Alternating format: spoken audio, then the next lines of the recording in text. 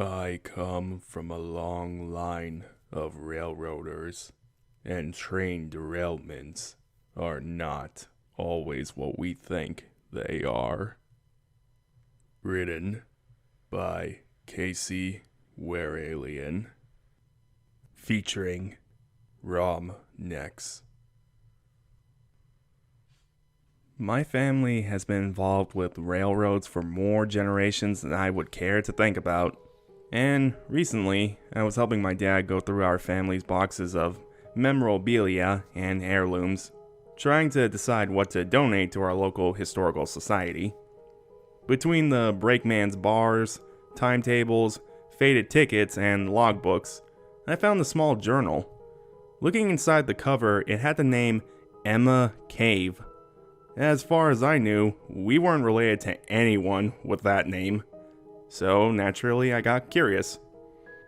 Apparently, Emma was an opera singer in the 1900s, and she was a frequent rider on the various Southern Pacific trains that crisscross Southern California. She more often than not traveled with her theater company and often enjoyed the luxury cars, while her companions were usually regulated to the more mundane quarters of the train. She wrote of her frequent travels, the dishes served, and how the various cars were decorated. She told of the people she met on the train, the regular crewmen she met. As I flipped through the journal, though, I discovered that several pages in the middle of the journal seemed to have a light speckling of blood on them. She skipped a few pages, and then when she started making entries again, her once beautiful handwriting had become shaky and distressed. What she wrote was so disturbing, I felt I had to share it. Here is a transcription of what I found. March 30th, 1907. Dear Diary, the last few days have been the most trying I've ever experienced. A few days ago, I found myself aboard the Sunset Express. We were traveling from New Orleans to San Francisco. The ride was mostly uneventful.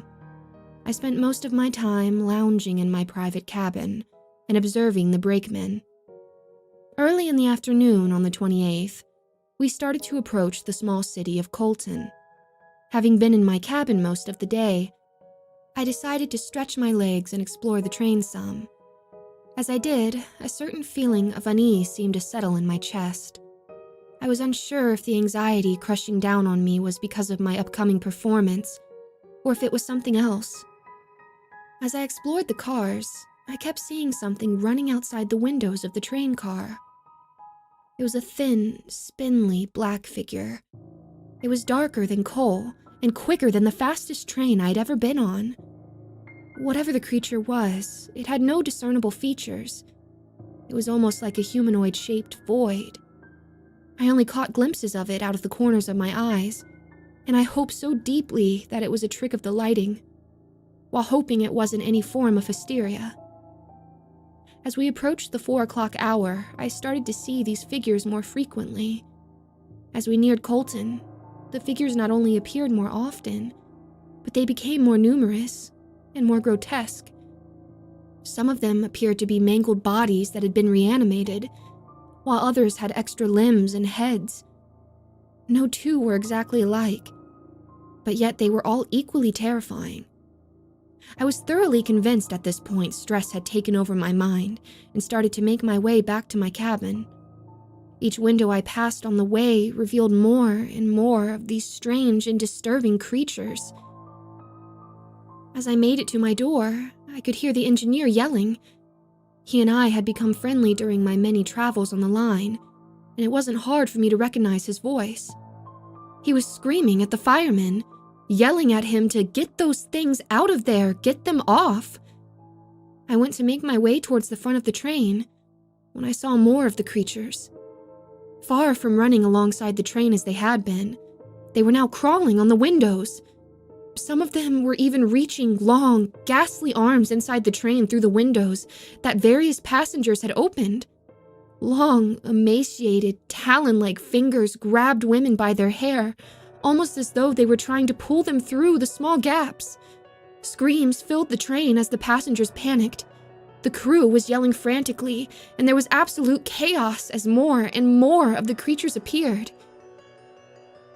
All around me, people were being attacked. With each touch from one of the creatures, a festering blister would appear on their skin, almost as though they had been branded by the devil himself.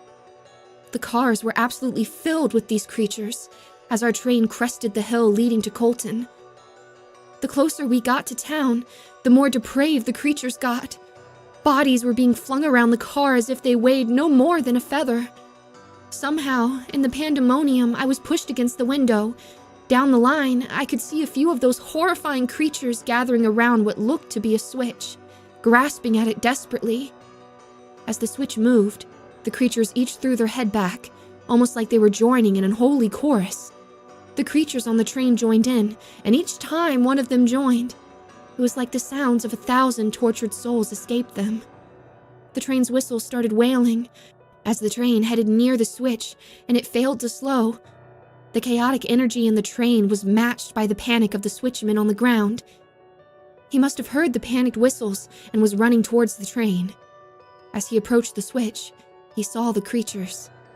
He didn't have but a second to react before they swarmed him. I could see the blistering welts appearing on his skin. The last time I saw him, he was swinging his brakeman's club toward the horde of creatures. We hit the part of the track controlled by the switch, and I remember feeling the cabin go airborne. I remember hitting the seats and the sounds of glass breaking. When the car came to a stop, I was laying on what had once been the windows, and I couldn't feel one of my legs, and it was trapped beneath the seat.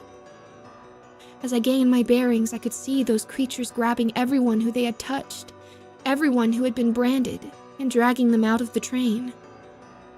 This time, when the creatures touched them, their bodies went limp and the life vanished from their eyes. I could hear the sounds of people from the town rushing to the accident, and even though they moved frantically, I knew there would not be many survivors. While I laid in the pools of glass and blood, I could hear different people talking. There were whispers of the creatures, how they were back, that the train companies had not heeded the warnings. There was a man yelling, telling our would-be rescuers to stand back and to let the creatures do what they needed to. It was right about then I blacked out. At some point, a rescuer found me. I'm currently in the church across from the tracks. There were so many people injured and dead that the Colton Hospital had become overwhelmed, so the community quickly converted the church to an emergency hospital for those of us who weren't gravely injured. In the bed next to me is the engineer. He's been rambling incoherently since I awoke. He is the only one I've heard talk about the creature since I woke up. The doctors are whispering about committing him to a sanatorium. I've decided to write this and slip it in his coat pocket. I know he isn't crazy, and he needs to know it too. It's clear to me that someone knew this could happen, that they knew about the existence of these creatures, and chose to hide them. I can only hope this tragedy is enough to make the train companies rethink using those tracks. I showed the journal entry to my dad, and his face went pale. He apparently has heard stories about these kinds of creatures. He said there have been reports all over the world of similar sightings around train accidents. He's not sure what they are, but he seems pretty convinced it's the universe's way of telling us that humans were never meant to travel by rail or any speed faster than we are naturally capable of. He thinks that once we reach a certain speed, we are able to see things we shouldn't, and that those things can see us back. He says it's why so many people imagine seeing things running alongside their cars when they are traveling. Most people just don't realize those creatures aren't imaginary. He also told me a family legend about one of our relatives who was an engineer during a massive train accident. Apparently, so many lives were lost, and he felt so much guilt, he lost his mind. He ended up being committed and remained in the asylum until his death, He said it was one of my great uncles, and he can remember traveling to the asylum with his father as a young boy to collect my great uncle's belongings when he passed. This journal must have been part of what they received from the hospital. We still have a storage full of different files and documents, and I'll be sure to share anything else of note that I find.